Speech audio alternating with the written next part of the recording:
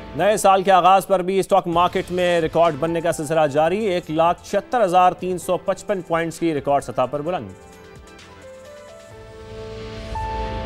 FBI tax हदफ पूरा करने में एक बार फिर नाकाम। रवा माली साल की पहली छमाही में टैक्स हदफ पूरा ना हो सका। 335 अरब रुपए से जायद के शॉर्टफॉल का सामना। हुकूमत का पहली छमाही में जीडीपी ग्रोथ 3.71% होने का दावा। एहसन इकबाल ने माली साल के दौरान तरक्की की शरह 4% से जायद रहने की तवक्को जाहिर कर दी। नए साल के पहले दिन ही तेल और गैस के शोबे से अच्छी खबर। कोहाट से बड़ा जखीरा दरियाफ्त। यौमिया 4100 से जायद बैरल तेल हासिल होगा।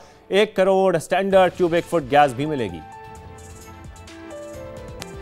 यहां पर अब कुछ जिक्र करते हैं गैर मुल्की करेंसियों का। आज बैंक हॉलिडे होने के बायस इंटरबैंक मार्केट बंद रही, लेकिन गुज़श्ता रोज का जिक्र करें तो अहम गैर मुल्की करेंसियों के मुकाबले में रुपए की कदर में कुछ बेहतरी रही है। आपको ये भी बताएं कि अमरीकी डॉलर की बात करें तो अमरीकी डॉलर 3 पैसे सस्ता हुआ है, जिसके बाद ये 280 रुपये 12 पैसे पर आ गया है। यूरो की बात कर ली जाए तो ये 79 पैसे सस्ता हुआ। बरतानवी पाउंड 1 रुपया 27 पैसे कमी के बाद 377 रुपये 17 पैसे पर आ गया है। सऊदी रियाल पर भी नजर डाल लेते हैं। सऊदी रियाल और चाइनीज युआन की कदर में कोई चेंज नहीं आया है। सोने की बात करते हैं। साल के आखिर में हमने देखा था कि बड़ी कमी हुई थी। नए साल के पहले रोज भी कमी का सिलसिला जारी है। फी तोला कीमत में 2,500 रुपये कमी हुई है, जिसके बाद कीमत 4,54,562 रुपये पर आ गई है। तो ये तो हमने जाना है। आगे बढ़ते हैं और ये बात करते हैं कि साल 2025 पाकिस्तान की मईशत के लिए कई हवालों से अहम साबित हुआ है। मुआशी इस्तेहकाम तो हासिल हो गया, मगर मईशत तरक्की की रफ्तार ना पकड़ सकी। ज़र मुबादला ज़खायर और तरसीलात ज़र में इजाफा हुआ। रुपये की कदर मुस्तहकम रही। दूसरी तरफ मुआशी इस्तेहकाम के लिए मुश्किल फैसलों का बोझ अवाम को उठाना पड़ा। बिजली, गैस, पेट्रोलियम मसनूआत की बढ़ती कीमतों ने मुश्किलात को बढ़ा दिया है। बरामदात में इजाफे का हदफ पूरा ना हो सका। कर्जों और माली दबाव जैसे चैलेंजेस का सामना भी रहा। कॉस्ट ऑफ डूइंग बिजनेस बढ़ने से मुश्किलात मजीद बढ़ गई हैं। दरामदी पाबंदियों में नरमी से तजारती खसारा बढ़ने लगा है। टैक्स हदफ भी पूरा नहीं हो सका है। टैक्स टू जीडीपी की शरह और नेट में इजाफा नहीं हो सका। सारा बोझ तनख्वाहदार तबके पर भी रहा, ये हमने देखा। फिर गैर रजिस्टर्ड सेक्टर्स हैं, ज़राई शोबा है, रिटेलर्स हैं, उनको टैक्स नेट में ना लाया जा सका। तो आज के प्रोग्राम में हम जायजा लेंगे कि 2025 ने पाकिस्तान की मईशत को क्या दिया और आगे का रास्ता कैसा रहेगा। इस पर आपको पहले खुसूसी रिपोर्ट दिखाते हैं शकील अहमद की, फिर डिबेट आगे बढ़ाएंगे। साल 2025 पाकिस्तान की मईशत के लिए उतार चढ़ाव का साल रहा। जहां मुख्तलिफ शोबों में काबिल कदर तरक्की देखी गई, वहां मुतअद्दिद चैलेंजेस ने माशी सूरत हाल पर असर डाला। सैलाब के बावजूद ज़रई शोबे की पैदावार में बेहतरी, सनती शोबे की पैदावार का मुस्बत रहना और तरसीलात ज़र में खातिर खा इजाफा खुशाइंद है, मगर टैक्स रेवन्यू, बरामदात में कमी, महंगाई का दबाव और सरमायाकारी में कमी ने मुआशी इस्तेहकाम को महदूद रखा। इस रिपोर्ट में हम साल 2025 की मुआशी कारकर्दगी का जायजा लेंगे ताकि साल 2026 के लिए बेहतर रहनुमाई हासिल हो सके। पाकिस्तान की मईशत के लिए 2025 इस्लाहात, कामयाबियों और खदशात के इम्तजाज का साल रहा। IMF कर्ज प्रोग्राम के तहत मुआशी इस्तेहकाम के लिए सख्त फैसले किए गए। बिजली, गैस और पेट्रोलियम मसनूआत महंगी की गई। सख्त इकदामात के बाइस IMF के साथ न सिर्फ $7 अरब का कर्ज प्रोग्राम ऑन ट्रैक रहा, बल्कि क्लाइमेट फाइनेंसिंग की मद में $1.2 अरब का नया प्रोग्राम भी मिल गया। माली साल की पहली छमाही में GDP ग्रोथ 3.71% तक पहुँच गई। पिछले साल डेट के अंदर जो हमारे तीनों रेटिंग्स एजेंसीज़ हैं, S&P, मूडीज़, फिच, उन्होंने भी पॉजिटिव रिपोर्ट्स भी दी, अपग्रेड भी की हमारी रेटिंग। और मुआशी इस्तेहकाम में जो एक फिस्कल डिसिप्लिन का कम अज़ कम अमल है वो आपके सामने है। चाहे उसमें पावर सेक्टर रिफॉर्म्स हैं, प्राइवेटाइजेशन का एजेंडा है, टैरिफ रिफॉर्म्स हैं, दीगर रिफॉर्म्स हैं, वो सब साथ साथ चल रहे हैं। हुकूमत के दावे अपनी जगह, लेकिन बड़ा सवाल ये रहा, क्या इस इस्तेहकाम का फायदा आम आदमी तक पहुंचा? इक़्तिसादी माहिरीन के मुताबिक महंगाई, गुर्बत और बेरोजगारी ने अवाम की मुश्किलात में इजाफा किया। नए लेबर फोर्स सर्वे के मुताबिक पाकिस्तान में बेरोजगारी 20 साल की बुलंद तरीन सतह 7.1% तक पहुँच गई। महंगाई बढ़ने की रफ्तार कम जरूर हुई, लेकिन अवाम को खातिर ख्वाह रिलीफ न मिल सका। ये एक टिपिकल IMF प्रोग्राम का साल था। इकोनॉमिक स्टेबिलिटी जो है वो हमें अचीव हुई है, लेकिन जो इसकी जो डिस्ट्रीब्यूशन है आम आदमी तक, इसके जो फायदे हैं वो नहीं पहुंच पाए। वज़ारत खजाना के मुताबिक साल 2025 में बड़ी सनतों की कारकर्दगी में बेहतरी आना शुरू हो गई। गरीब तबके के तहफ़्फ़ुज़ के लिए इजाफी फंड्स खर्च किए गए। ज़र मुबादला ज़खायर और माली नज़्म व ज़ब्त में बेहतरी आई है, जिससे आइंदा रोजगार के मौके बढ़ाने की राह हमवार होगी। शकील अहमद, समा, इस्लामाबाद। شکیل کی خصوصی رپورٹ آپ نے دیکھی. شکیل ہمارے ساتھ لائن پر موجود بھی ہیں. شکیل بہت شکریہ ہمیں جوائن کرنے کے لیے. شکیل آپ بہت گہری نظر رکھتے ہیں معیشت کو لے کر اور جس طریقے سے آپ کی رپورٹ میں بھی ہم دیکھ رہے ہیں 20 سال کی بلند ترین سطح پر سے بے روزگاری ہے, ٹیکس ہدف ہمارے پورے نہیں ہو رہے, کوئی بھی ہدف ہمارے پورے نہیں ہو سکے. اگر بات کی جائے معیشت کو لے کر آپ کو کیا لگتا ہے بنیادی وجوہات کیا ہیں اس وقت ہمارے جو ٹارگٹس اچیو نہیں ہو رہے معیشت کو لے کر؟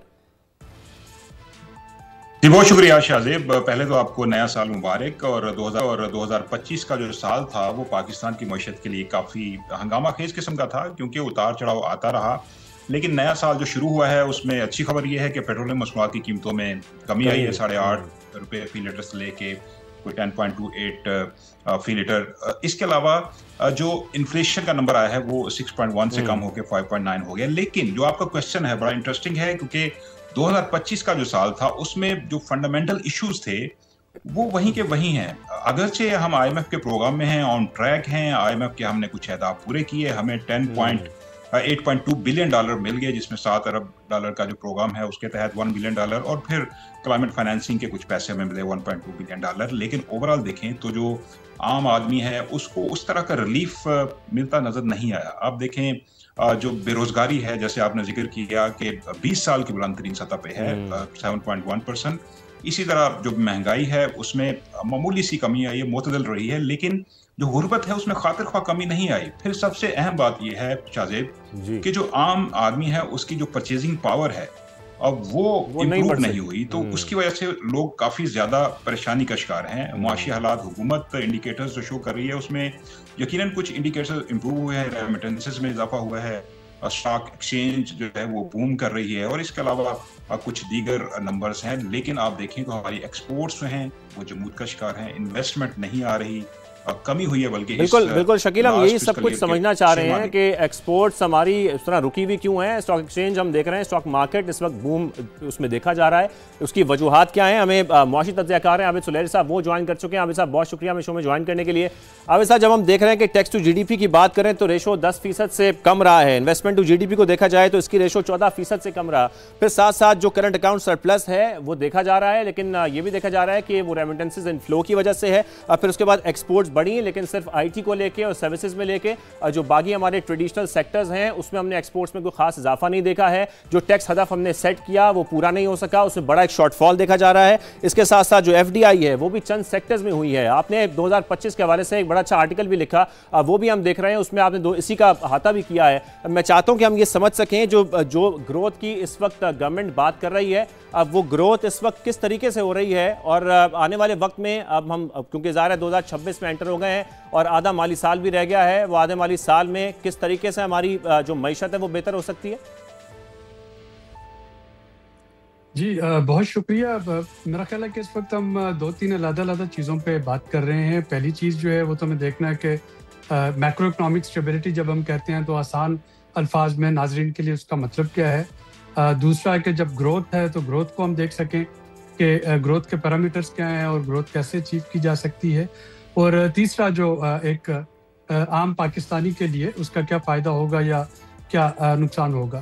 تو یہ 3 علیحدہ چیزوں کو ہمیں دیکھیں. اگر میں پہلے دیکھتا ہوں میکرو اکنامک اسٹیبلٹی, تو میکرو اکنامک اسٹیبلٹی جو ہے وہ ڈیفینیٹلی آپ کو اچیو ہوتی ہوئی نظر آئی, اور اس کا مطلب یہ تھا کہ پاکستان جو کہ ایک ڈیفالٹ کے دھانے پہ تھا اب وہ اس ڈیفالٹ کے دھانے پہ نہیں ہے. 2024 کے مقابلے میں جب آپ کمپیئر کرتے ہیں, خواہ وہ ہمارے زر مبادلہ کے ذخائر ہیں, وہ ہمارے انفلیشن کی سطح, اور انفلیشن میں کمی کا مطلب یہ نہیں ہے کہ چیزیں مہنگی ہونا بند ہو گئی, بلکہ چیزیں جس رفتار سے مہنگی ہو رہی تھی اس رفتار سے اب مہنگی نہیں ہو رہی ہیں. یا انٹرسٹ ریٹ ہے, انٹرسٹ ریٹ میں جو شرح سود میں کمی آئی, اور جو باقی آپ کے جو کریڈٹ ریٹنگ وغیرہ ہے. تو یہ ساری وہ چیزیں ہیں جو کہ آپ کو ایک اکانومی کے طور پہ بتاتی ہیں کہ آپ کے دیوالیہ ہونے کے کتنے خدا نخواستہ چانسز ہیں اور اب آپ اس سے کتنا آگے بڑھ گئے.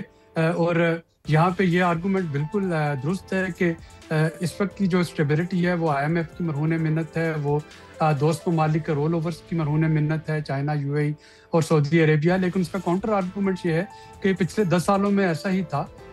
یہ کوئی نئی چیز نہیں کہ پاکستان پہلی دفعہ آئی ایم ایف پروگرام میں گیا ہے یا پاکستان کو پہلی دفعہ رول اوورز لینا پڑے. اور ان ایکسٹرنل فائنانسز کے باوجود اگر آپ ڈیفالٹ ہونے جا رہے تھے تو اس کا مطلب ہے کہ 2025 کا سال جو ہے وہ میکرو اکنامک اسٹیبلٹی جو ہے अभी तक वो लाने में कामयाब रहा। इसमें जो एक परसिस्टेंस है फाइनेंस मिनिस्ट्री की, उसको भी हमें अप्रिशिएट करना चाहिए कि मरहुमा डॉक्टर शमशाद अख्तर साहबा ने भी अपने इंटरिम सेटअप में, और अब सेनेटर औरंगजेब ने कोशिश कर रहे हैं कि वो पॉलिटिक्स को कम से कम मईशत पे असरअंदाज होने दें। लेकिन इसका ये मतलब कतई नहीं है कि ग्रोथ होगी, क्योंकि ग्रोथ IMF के प्रोग्राम में रह के हो ही नहीं सकती। तो या आपके पास चॉइसेस होती हैं, या आप IMF के प्रोग्राम में होते हैं, यानी या तो आप ICU में और हॉस्पिटल में होते हैं, या आप बाहर जॉगिंग ट्रैक पे एक नॉर्मल स्पीड पे जॉग कर रहे होते हैं।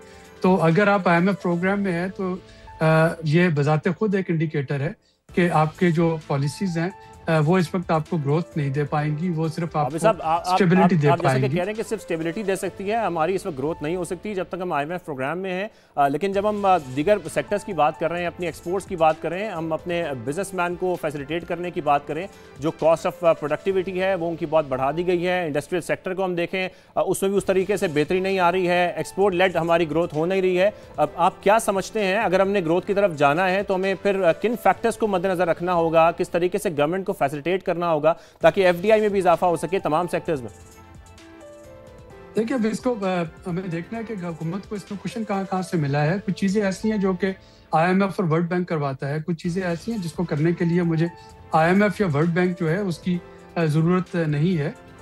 वो मुझे खुद से पता है, अगर मैंने प्रायोरिटाइज करना है फॉर एग्जांपल PSGP की स्पेंडिंग को, तो मुझे खुद पता है कि कौन से प्रोडक्टिव सेक्टर है यहाँ पे और कितने प्रोजेक्ट्स ऐसे हैं जो कि नियर कंप्लीशन है जिस पर मुझे पहले फोकस करना चाहिए, कौन सी ऐसी चीज़ें हैं एनुअल डेवलपमेंट प्लान में सूबों में या वफाक में जिन पे डिले किया जा सकता है। अगर मुझे ये देखना है कि मेरी पॉलिसीज आपस में कंट्राडिक्ट कैसे कर रही है, जैसे कि इस वक्त सोलर एनर्जी पे नेट मीटरिंग और कैपेसिटी पेमेंट चार्जेस, तो वहाँ पे गालिबन मुझे कोई इनोवेटिव सोल्यूशन लेके IMF के पास जाना होगा कि मैं IMF को जाके बता सकूं कि अगर बिजली की कंजम्पशन ज़्यादा करवा दूं मैं उसको इंडस्ट्री को थोड़ा सा वहाँ पे रिलीफ दे दूं, तो जो पैसे मुझे कैपेसिटी पेमेंट चार्जेस पे देने हैं वो यहाँ पे लग जाए। कम से कम मैं बिजली खरीदे बगैर तो पैसे जो है वो कैपेसिटी पेमेंट चार्जेस की शक्ल में ना दे रहा हूँ।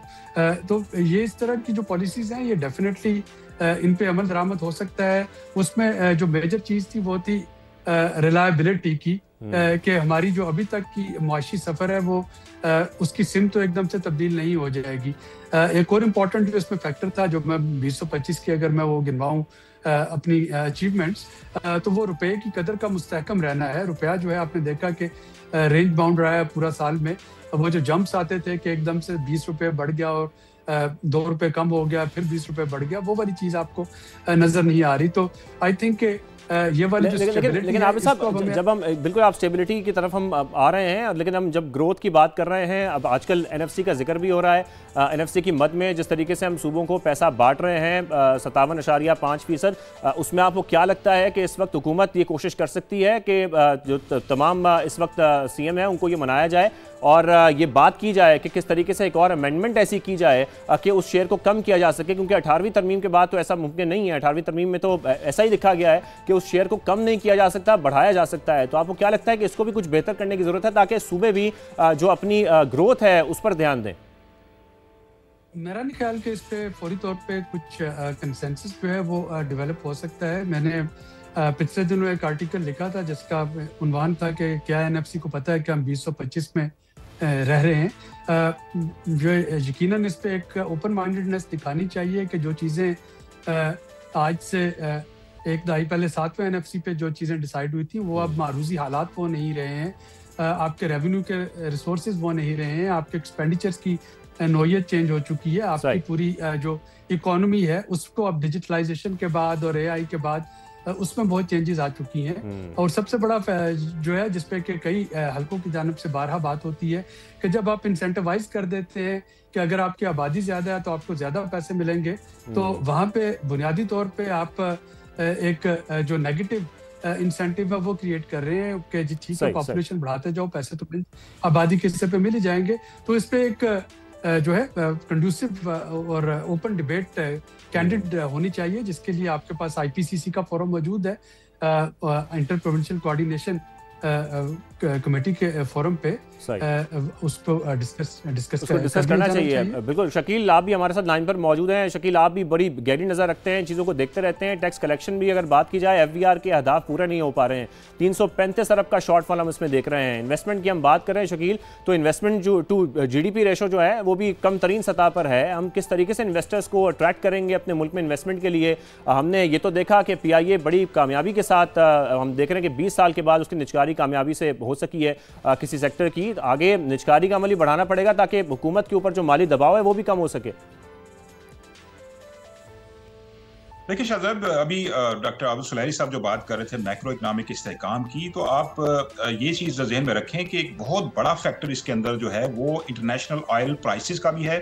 $85 फी बैरल थी पिछले साल और अब ये $60 फी बैरल से नीचे जा रही हैं, और ये एक बहुत बड़ा फैक्टर है जिसकी वजह से हुकूमत ने अवाम को रिलीफ भी दिया है। दूसरी आपने जो बात की कि पाकिस्तान के अंदर जो अवाम को रिलीफ देने का मामला है और NFC का इशू है, उसके तहत यकीनन मुज़ाकरात करने चाहिए, लेकिन जो सूबे हैं वो अपनी पोजीशंस लिए हुए हैं। सिंध का कहना है कि उनका शेयर कम नहीं किया जा सकता, बढ़ाया जा सकता है। KPK को तहफ़्फ़ुज़ात बिलावल साहब बड़ा क्लियर कट इस पे कह चुके हैं शकील साहब कि हम ऐसा खेल नहीं खेलेंगे, इतना खतरनाक खेल।